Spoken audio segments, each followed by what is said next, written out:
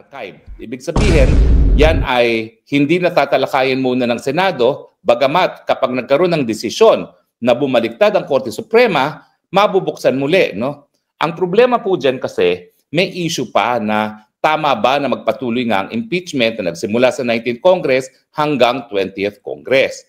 Pero kung pagbabasihan nga sa voting record nitong si Senate President Tito Soto at Senate President Pro Tempore Ping Lacson, sa kanilang paningin, kinakailangan magpatuloy yan dahil ang impeachment ay naka-archive lamang. Buhay pa. Ibig sabihin, kung mabaliktad ang desisyon ng Korte Suprema at sabihin na kinakailangan matuloy ang pagdinig ng impeachment case na Inday Sara Duterte, bubuhayin at bubuhayin nila muli yan at lilitisin si Inday Sara Duterte. Si Tambaluslos na nasabi ni Diskaya na tumatanggap ng 25% na kickback sa mga proyektong infrastruktura, yan po ang piniling House Speaker ni Marcos Jr., kanyang pinsang buo, at siyempre pinili yan para protektahan ang administrasyon ng Marcos Jr. Ito nga ho ang pag-usapan natin ngayon mga ka-reaction update page. Mantakin ho ninyo sa lahat ho na nangyayari ngayon sa ating bayan, sa Senado, sa gobyerno, mga kongresista, DPWH, kahit ano pa mga ka-update, nagawa pa rin isingit ni Tito Soto itong impeachment ni BP Sara. Diba? Sa sobrang dami po nating kailangang unahin, isisingit pa rin ho nila ang impeachment ni VP Sara. Ganyan ho ang nangyayari ngayon. Kaya pinagsisipa etong sila kong Dante Marcoleta, lahat ho ng mga anti-corrupt. Lahat ho ng mga galit sa mga magnanakaw, pinagsisipa ho nila para mapagtakpan etong si Tamba at si Saldico. Ngayon mga ka-update, popokusan daw po nila itong impeachment ni BP Sara next year. Hihintayin daw ho nila ang magiging desisyon ng Supreme Court kung sakaling payagan na naman i-impeach si BP Sara. Diba? Kaya po sila nagkampi-kampi itong mga dilawan. Kumampi sa administrasyon nitong si Marcos Jr. Diba? Magkaibigan nga naman itong si Soto tsaka si Tambaluslos. Paano hindi niya ililigtas? Diba? Galit nga naman sila kay BP Sara. Kaya pati itong mga magkapatid na bilyar, bumaliktad ho. Diba? Bumaliktad ho sila para talaga namang ipakita nilang hindi ho sila maka-Duterte. Para ho ipakita nilang ma-impeach na naman si BP Sara. Dito mga update, nagsalita rin itong si Ping Lacson na wag maliitin ni Tito Soto ang mga minority. Diba? Siyam nga naman pong minority ang meron tayo ngayon. Sila Senator Marcoleta, Senator Robin, Bongo, at iba pa ho. Sina Senator Amy Villanueva. Diba? Nagsama-sama ho yung mga yan. Kaya hindi po niya pwedeng maliitin itong mga ito. Kasi mga update, kailangan lang ho nila ng isa pang boto para magulo na naman yung Senado at pwedeng mapalitan na naman itong si Tito Soto bilang Senate President. Kaya mga ka-update, sa nangyayari ngayon sa ating bansa, nagkakagulo na yung mga iba't ibang lugar, katulad na nga ng Nepal, Indonesia, isipin nyo po yun, maisisingit niya pa rin itong impeachment ni BP Sara. Kaya talagang manggigigil ho kayo dito sa mamang ito na politiko lang ho talaga ang kanyang tinatrabaho. Pinagtatakpan lang ho talaga nila yung mga magnanakaw dyan sa Kongreso at Senado. Kaya mga update, pakinggan ho natin itong naging pahayag ni Spokes Harry Roque sa pagpapa-impeach na naman nga ng mga ito sa 2026 kay BP Sara. Kasi mga ka-update, hindi po nila papayagang patakbuhin si BP Sara sa 2028 presidential election. Alam ho nila yan. Alam ho nilang magkakabulgaran na naman. Alam ho nilang lahat ho sila mapaparusahan. Dahil alam po natin yung kung gaano kalakas yung pamilyang Duterte. Ganyan ho kamahal ng taong bayan, ang pamilyang Duterte. Nakita naman ho natin kung paano natin sinusuportahan si Tatay Digong kahit na nasa dahig na. Pilit pa rin ho natin siyang pinapauwi. Pilit pa rin po tayong pumapag-asa. Kaya hintayin lang din po natin ang paglilitis kay Pangulong Duterte kung makakauwi na nga ba rin ba siya o hindi. Kasi mga update, nasa desisyon daw ito ng ating gobyerno. Nasa desisyon ni Marcos Jr. kung papayag pauwiin dito si Pangulong Duterte. Kaya mga update, simulan na rin po natin itong si Spokes Harry Roque. Matitinding mga pangyayari sa Senado. Pero yan naman po ang dahilan kung bakit napaka-importante ng ating Senado sa ating demokrasya. No? Ang Senado, dahil ang mga senador, halal ng buong bayan, ay binubuo ng mga senador na dahil meron nga silang malawakang mandato, ay merong sapat na independensya at sapat na malawak na pag-iisip para gumawa ng mga pulisiya para sa bayan.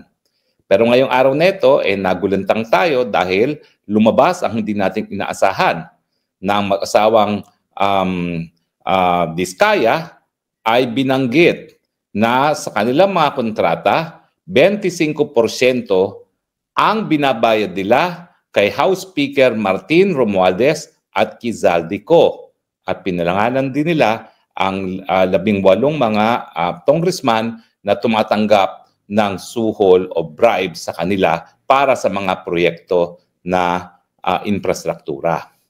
Well, hindi po natin inaasahan na ngayong kaaga ay magsisiwalat ng ganitong impormasyon ang mga Diskaya dahil ang ating obserbasyon nga para bagang pinalalabas nila na ang korupsyon sa flood control at iba pang infrastruktura ay narariyan lamang dahil sa gawain ng mga district engineers, regional engineers at mga tauhan ng DPWH kasama ng mga pribadong kontraktor.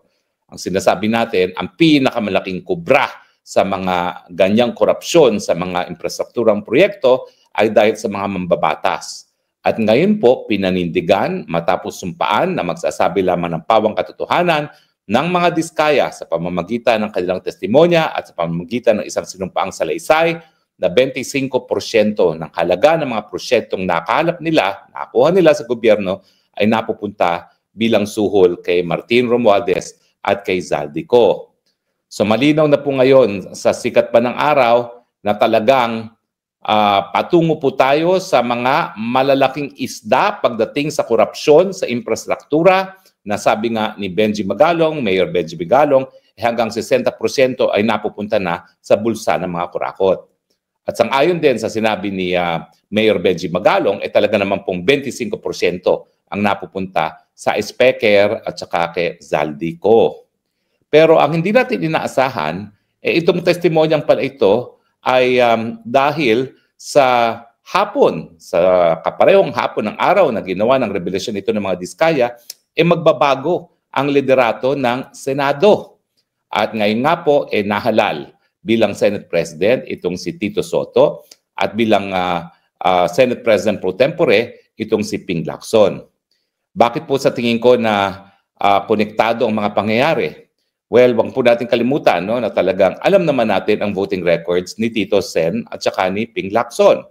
Noon pong sa impeachment ni Inday Sara Duterte, ang Tito Sen ay nagsabi na hindi dapat i-dismiss ang kaso ng impeachment labang kay Inday Sara Duterte dahil meron pang nakabinbin na motion for reconsideration sa Korte Suprema. At ito namang si Ping Lacson, bagamat hindi bumoto ng negative doon sa motion para i-archive ang impeachment ni Inday Sara Duterte, siya ay nag-abstain. At ang sinasabi nga niya, bagamat inclined siya dati na sumuporta na i-archive, nababahala siya dahil nga meron pang motion for reconsideration. Ang ibig sabihin, ang dalawang pinakamataas ngayon na leader ng Senado ay nagpahiwatig na nais nilang maituloy ang impeachment ni Inday Sara Duterte at least hanggang hindi pa nare-resolba with finality ang issue sa Korte Suprema. Now, pagdating naman po dito sa investigasyon ng flood control at yung naisiwalat ni Diskaya, ang tanong ng lahat, ano nang mangyayari sa investigasyon ng Senate Blue Ribbon sa ilalim ni Senator Marcoleta? Ang inaasahan po ng marami dahil si Senator Marcoleta ay nahalal bilang chairman ng Senate Blue Ribbon Committee dahil sa liderato ni Senator Chis Escudero, malamang mapapalitan po si Senator Marcoleta bilang chairman ng Senate Blue Ribbon Committee.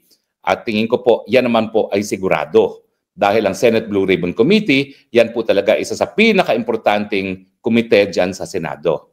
Hindi pa po inaanunsyo kung sinong magpapalit kay Senator Marcoleta, pero ang nangyari ay ilinabas na ni Senator Marcoleta ang smoking gun na nagdadawit nga dito kay Speaker Romualdez at kay Zaldico bilang nasa likod ng lagayan sa mga maanumalyang infrastrukturang mga proyekto bago pa magkaroon ng pagbabago ng liderato sa Senado. Ibig sabihin, para bagang alam na nila ang mangyayari at linabas na nila ang smoking gun nang sa ganun, hindi na masusupil ang katotohanan. Ibig sabihin, maski mapalitan pa si Senator Marcoleta bilang chairman ng Senate Blue Ribbon Committee, nasiwalat na at lumabas na ang katotohanan na talagang ang pasimuno sa korupsyon sa infrastrukturang mga proyekto ay ang House Speaker Martin Romualdez at Zaldico. So, bagamat inaasahan nga natin na magkakaroon ng bagong chairman ang Senate Blue Ribbon Committee, yan po ay a matter of public record na hindi na mabubura. So, ang tanong ng maraming ngayong mga mamamayan dahil dito sa mga pangyayari sa Senado, ano na kaya ang mangyayari sa impeachment ni Inday Sara Duterte? Well, ang status po niyan ay Diba, nakita naman ho natin sa pagpapaliwanag nga ni Spokeshari na pilit ho talaga nilang mai-impeach si VP Sara next year. Hihintayin daw ho ang approval netong Supreme Court. Kaya mga ka-update, hindi na ho nakakapagtaka ang closeness ni Tito Soto at netong si Tambaloslos. Kaya naman, pagtatakpan nga netong si Tito Soto, etong mga anomalya ng kanyang best friend. Mga kapatid, pera-pera lang ho kasi yan. Diba? Pera-pera lang ho yan. Tanungin natin si Tamba sa pagluluklok sa kanya bilang congressman. Saan niya nanggagaling yung mga bilyones niya? Ba't hindi ho natin halongkatin itong buhay ni Tambaloslos at alamin kung magkaano talaga ang net worth niya? Diba? Isisingit din naman natin ito mga dita. Ito pong si Congressman Kiko Barsaga. Basahin mo natin na, I will use my position in Congress to call for legal protection of the protester tomorrow. Isipin niyo po yan. Ito po talaga, bilib po tayo. Bilib po ako mismo dito kay Congressman na handa hong paglingkuran talaga ang kanyang bayan. Diba? I know, nakikita naman po na sa ilalim niya, hashtag Philippines versus Romualdez. Siya lang po yung ganyang congressman na may tapang. Hindi ho takot dito sa Tambaloslos na to. Hindi ho siya takot na kahit na nga ano daw mangyari sa kanya, wala siyang pakialam. Basta malaman ng taong bayan ang kanyang motibo. Ang totoong kulay nitong si Tambaloslos. Diba? Kaya mga din nakakabilib talaga ito si Congressman Kiko Barsaga na kahit papaano, meron pa rin talagang mga taong naglilingkod ng tapat at nagseserbisyo sa kanyang bayan. Hindi lang nga sa kanyang bayan mga kapatid eh. Diba? Halos buong Pilipinas. Nagbibigay ho siya ng simpatsya. Nagbibigay ho siya ng magandang opinion. Diba? Hindi ho siya. Maka-antay ho yan. Anti-corruption din. Kaya minsan na lang din talaga tayo nakakakita ng mga taong tapat katulad ho ni Kiko Barsaga. Kaya mga kapatid, tayo suportahan ho natin itong si Congressman na sana may mga kongresista pang hindi takot kay Tambaloslos at kay Zaldico. Diba? Yung i-expose yung kanyang baho, i-expose ho natin yung mga anomalyang ginagawa nitong si Tambaloslos, hindi yung pupunahin nila yung impeachment ni VP Sara. Diba? Lahat ho, nadawit na ngayong pangalan ni Tambaloslos pero hindi pa rin siya matanggal dyan sa House. Kaya nakikita ho natin kung gaano talaga kakapangyarihan etong si Tambonjing. Iba ho, yung pagkakadikit nila Tito Soto, nila Marcos Jr., diba? Makakapangyarihan ho yung Kaya hindi ho tayo magtataka mga ka-update kung magaya ho tayo sa Nepal na ayaw naman po natin mangyari. Di ba? Yung First Lady, alam niyo po yung nangyari sa First Lady ng Nepal. Nasunog ho. Di ba? Kaya nagbaba sa pwesto yung kanyang asawa, yung Prime Minister. Dahil sa nangyaring protesta sa kanilang bayan. Tuloy lang ho natin. Ito naging pahayag ni Spock Sari. Archive. Ibig sabihin, yan ay hindi natatalakayin muna ng Senado, bagamat kapag nagkaroon ng desisyon na bumaliktad ang Korte Suprema, mabubuksan muli. No? Ang problema po dyan kasi, may issue pa na tama ba na magpatuloy nga ang impeachment na nagsimula sa 19th Congress hanggang 20th Congress. Pero kung pagbabasihan nga sa voting record nitong si Senate President Tito Soto at Senate President Pro Tempore Ping Lacson, sa kanilang paningin, kinakailangan magpatuloy yan dahil ang impeachment ay naka-archive lamang. Buhay pa. Ibig sabihin, kung mabaliktad ang desisyon ng Korte Suprema at sabihin na kinakailangan matuloy ang pagdinig ng impeachment case ni Inday Sara Duterte, bubuhayin nila muli yan at lilitisin si Inday Sara Duterte. Yan po talagang ibig sabihin ng archive. At dahil nga po itong si Senate President Tito Soto ay isa dun sa 4 lamang na nagsabi na hindi dapat ma-archive itong impeachment ni Inday Sara Duterte, inaasahan natin na bilang leader ng Senado, pag nabagong desisyon ng Korte Suprema, talaga naman pong mabubuhay muli ang patay na ang impeachment ni Inday Sara Duterte. Pagdating naman sa investigasyon ng Senate Blue Ribbon Committee, nailabas na po ang smoking gun. Pero naririyan naman ang pagkakataon na pasinungalingan ang naging testimonya ng mga diskaya sa kaparehong Senate Blue Ribbon Committee. At dyan po papasok ang importansya na kung sino ang papalit kay Senator Marcoleta bilang chairman ng Senate Blue Ribbon Committee. Dahil bilang chairman ng komite, po pwede niyang matulungan o di naman kaya palabnawin ang magiging depensa ni House Speaker Martin Romualdez at ni Zaldico. For instance, pwedeng patayin ang issue. Paano?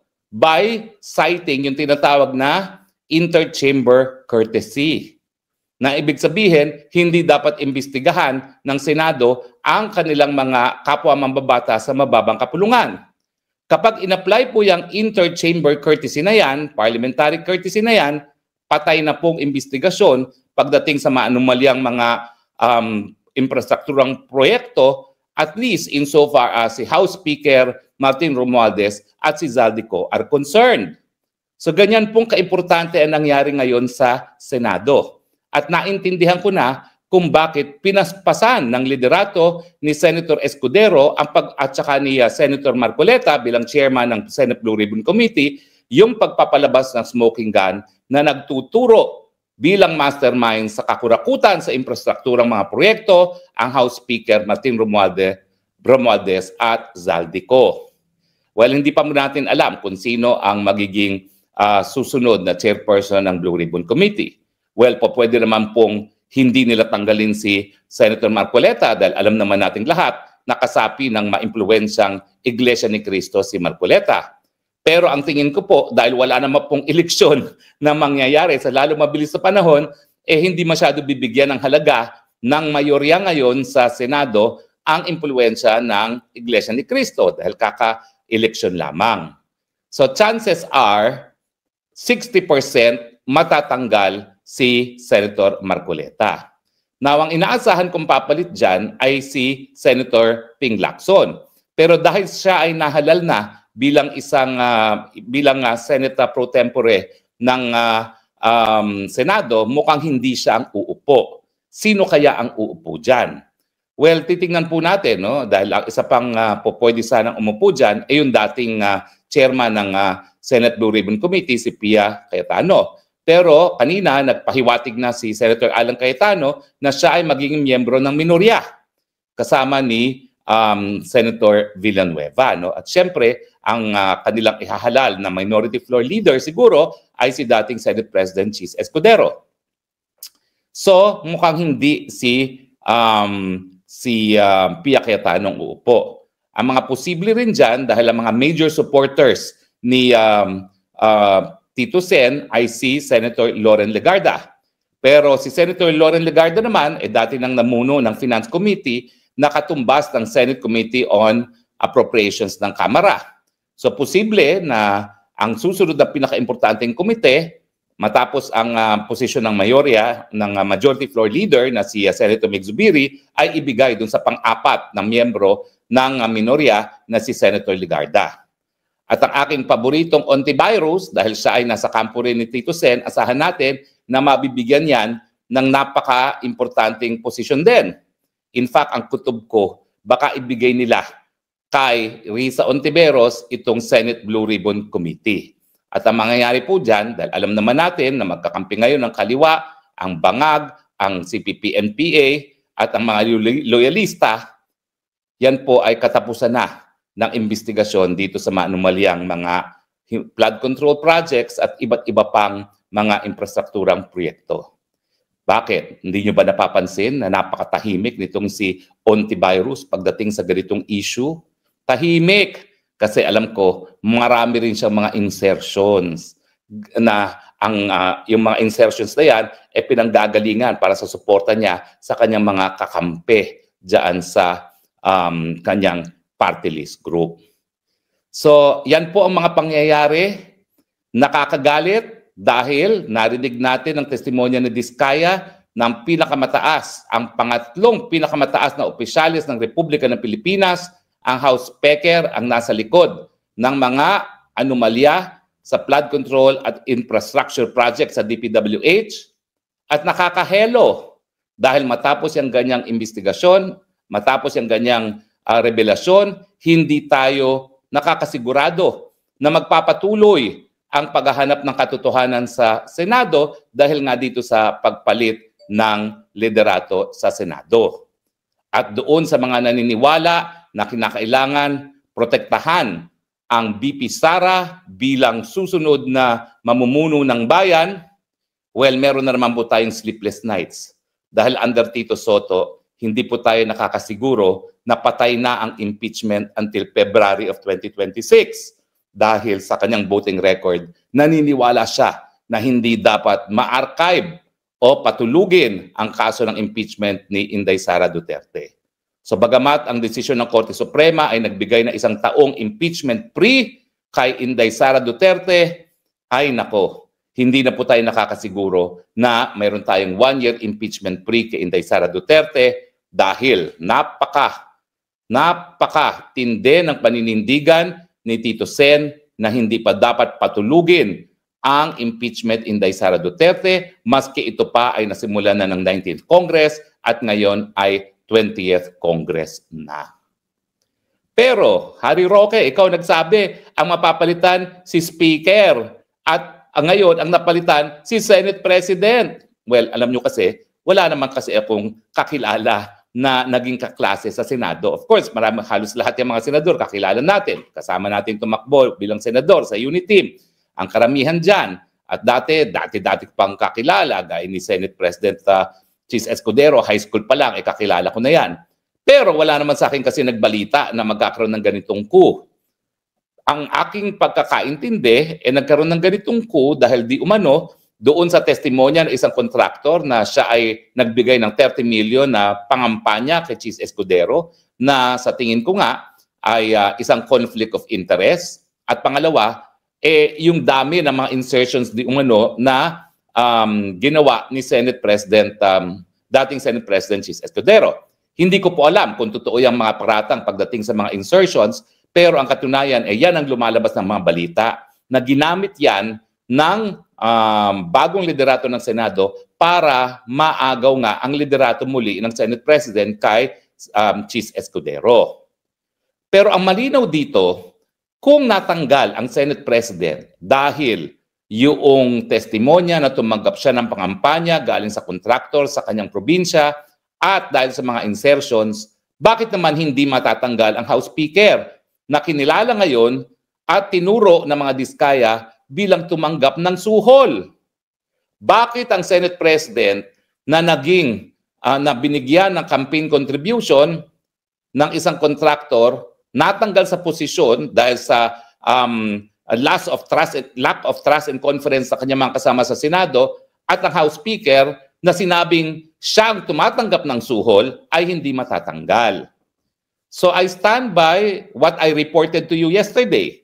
Dahil yan naman po ay sinabi sa akin ng aking mga dating kaklase sa 17th Congress. At pangalawa, it does not make sense na kung matatanggal ang isang Senate President dahil lamang di umano sa mga insertions na ginawa niya nung nakalipas na taon na budget, bakit mananatili sa posisyon ang isang House Speaker na positively identified by a contractor, sila mismo ang nagbigay as having received 25% of the project cost nitong mga maanumalyang infrastructure projects na ito. So sa akin, kapag hindi natanggal ang Martin Romualdez bilang House Speaker, hindi po huhupa ang galit ng taong bayan. Dahil kung mga senador tinanggal ang Senate President dahil lamang doon sa paratang na siya ay nag-insert, dapat mas lalong magalit ang mga mababata sa lower house doon sa testimonya under oath na tumanggap ng suhol ang Senate, ang kanilang House Speaker galing sa isang kontratista para nga sa mga manaumalyang proyektong ito. So ibig sabihin, hindi pa po tapos ang pagpapalit ng liderato dyan sa Kongreso dahil ako naniniwala, hindi na po makakatakas sa responsibilidad itong si Tambaluslos dahil napakahirap pong itanggi ang testimonya under oath sa Senado na siya ay tumanggap ng 25% suhol. In any case, hindi naman po itong unang-unang pagkataon na nadawit ang inyong House Speaker sa lagayan. Sa Amerika po, sa Delaware, mayroon na pong desisyon ang isang hukuman doon na tumanggap din ng suhol ang House Speaker doon nga po sa usapin ng isang casino. Nasa desisyon po yan ng Delaware Court sa Estados Unidos. Anyway, hindi pa po tapos ang mga pangyayari. Nakatanggap na po ako ng text galing sa isang aking kaibigan na talaga namang dilawan, nananawagan ng people power. At ako naman po, hindi ako nagkukulang na ang Pilipinas, panahon ng dapat magalit. No? At ramdam na natin ang galit ng taong bayan, except that doon lang po sila linalabas ang galit sa internet.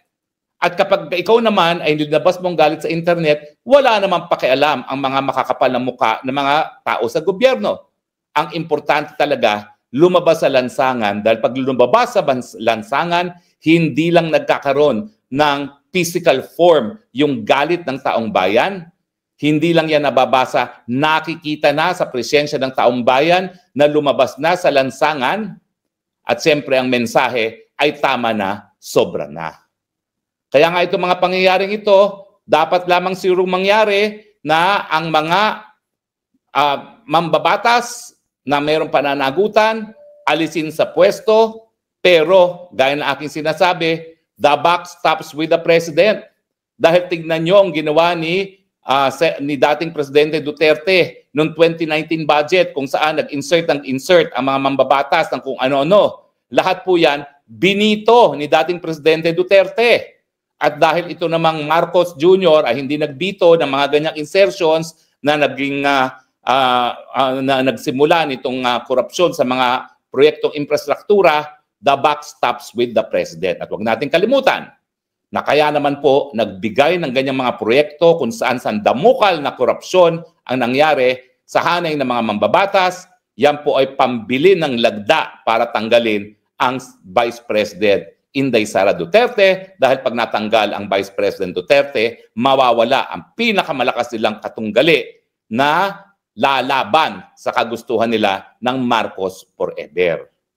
Kaya mga kaibigan, magalit tayo, mahelo tayo sa mga pangyayari sa Senado, pero in the end, tayo na pong maghusga.